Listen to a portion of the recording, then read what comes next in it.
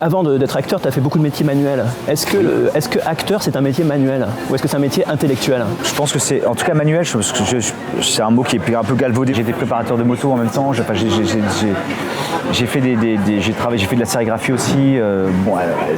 Enfin, en tout cas, à cette époque-là de ma vie, j'avais besoin d'avoir un truc très concret devant moi. Quand je fabriquais un véhicule, par exemple, c'est très long comme travail. Mais je sais que quand je soudais une ligne d'échappement, par exemple, je sais que concrètement, quand je voyais cet objet qui était fini devant moi, ça me paraissait plus évident et plus net le résultat d'une journée de travail que quand je faisais un film où je tournais une séquence et je me disais bon bah ça rentre dans un espèce de magma général et puis à la fin si c'est bien monté machin ça donnera quelque chose d'un petit peu cohérent ou de beau. Et là au contraire je sais que c'est quelque chose que j'avais fabriqué moi, donc je sais pas, c'est con hein, mais je le touchais de mes mains et ça me rassurait. Le travail, le regard intellectuel qu'on peut avoir sur un scénario, c'est un truc qui se passe un peu en amont. On peut aussi échanger avec les partenaires, mais j'estime qu'à un moment, il faut arrêter de réfléchir.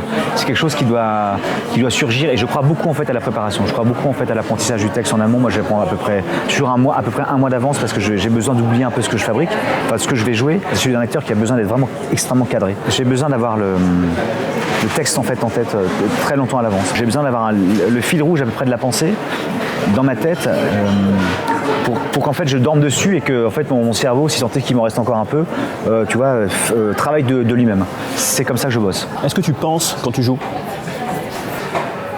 Si je commence à penser, je sais. Non, j'ai la chance de réussir à pas trop réfléchir.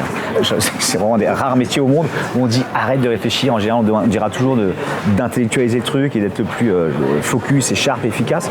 Moi, j'aime bien j'ai cette capacité-là parfois à oublier ce qui se passe. Je pense jamais à des trucs que j'ai vécu quand j'ai besoin de me convoquer des trucs d'émotion. C'est pas ça, je joue toujours ce qui est écrit.